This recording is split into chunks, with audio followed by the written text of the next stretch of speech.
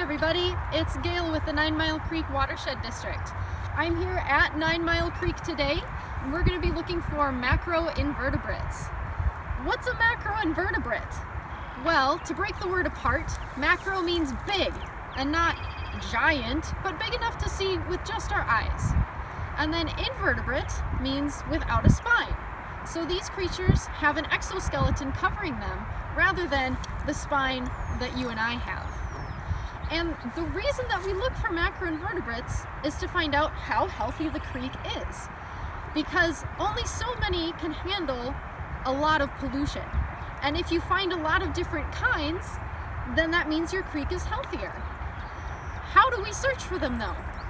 It's really hard to go through and find them one by one in the creek. So we have this tool called a Dnet, because it kind of looks like a D. And we use this to drag along the plants on the bottom, on the sides, and we sweep through and we look and see if we found any. And then we use this ID sheet to tell what they are. Now, you can go in without any sort of other water protection, but I like to wear waders to keep my feet and my pants dry. So these rubber boots will help me walk along in the creek. Next, I'm going to show you how we do that in the creek itself. In the creek here, I'm going to be using this Dnet to search for macroinvertebrates. Now they like to sit on the plants and cling to things rather than just swimming along through the whole current. So what I'm going to do is sweep through and kind of jab the net into the plants and see if I can dislodge any of them into my net. And if I look in here and find any, which I did, I'm going to put them into this bucket of water because they are water creatures and they like to be wet, obviously. So here we go. Put that guy in there and we will take a look at him and any other creatures I find in just a minute.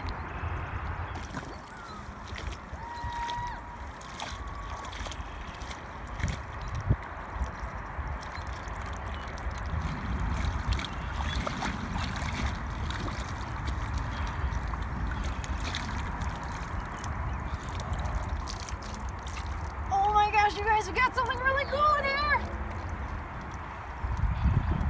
Just kidding. It's trash. I try to always pick up trash when I go outside, and that's something that you can do while social distancing too. Bring a bag with you and pick up any trash you see and then put it into a garbage can once you get back. So now we have our collection of macroinvertebrates from 9 Mile Creek, and we're going to take a look at what we've got. Come on over. So you can see that we have a lot of different creatures in here, a lot of different sizes too. These kind, this kind, these over here, and we're going to try and figure out what they are. So I'm going to grab this one right here, and remember, since they're water creatures, we need to make sure they stay in water. That's how they stay alive. So I'm putting it in this ice cube tray so you can see it a little better.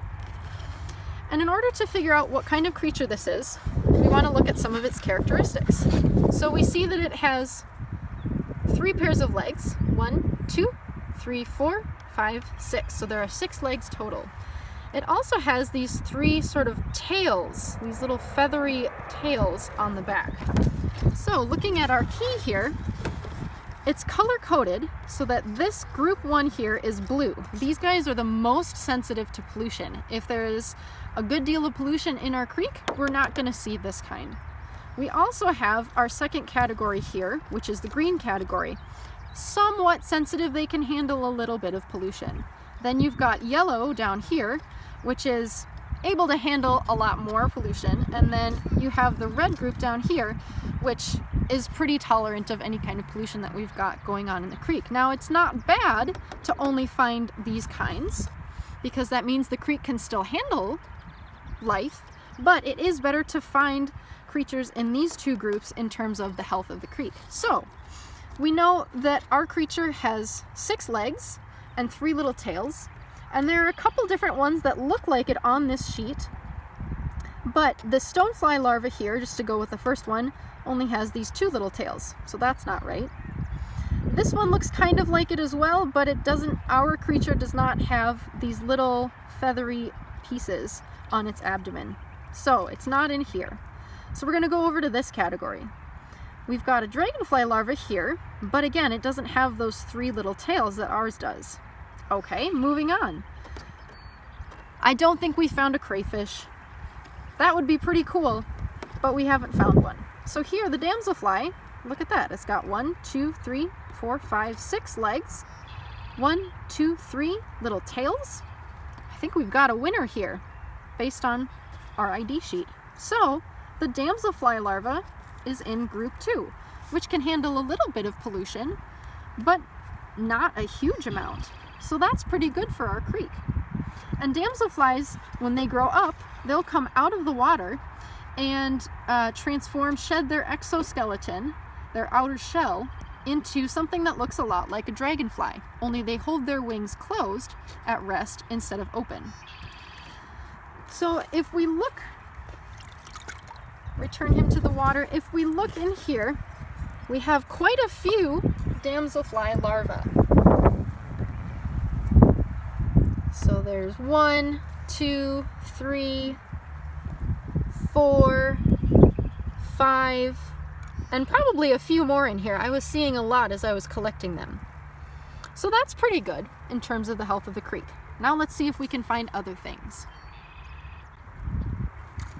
So I've pulled out a collection of other things that we found out of the creek here. We'll start with these ones here. These are 2 different kinds of snails. So you can see they are in this yellow group, group 3. We have the 2 different kinds represented here. That's pretty cool. And then if you look in here, this little guy that's zooming around looks a little tiny bit like a shrimp, is what's called a scud. And we found a few different scuds in here. So we've got a few different of those swimming around. Still in group 3, so that semi-tolerant of pollution. So we've got more in here than here so far. But I want to show you a couple other ones that we found.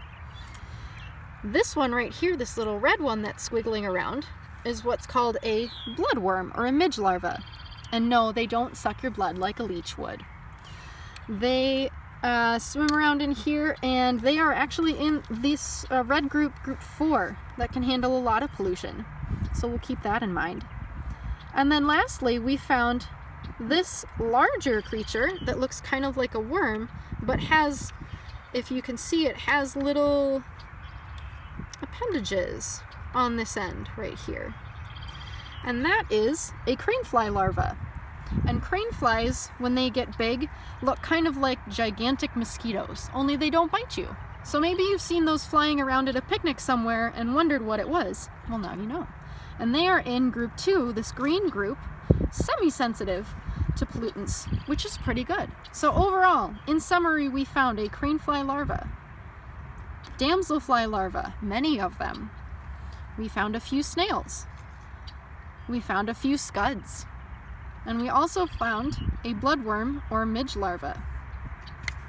So, my question to you is, based on the creatures that we found and the types of creatures that we found, how would you grade the health of 9 Mile Creek? Would you say that it is very healthy with no pollution in it at all? Or is it so polluted that nothing can live in there, going from, let's say, a grade A to a grade F? And I want you to tell you also why you gave it the score that you did.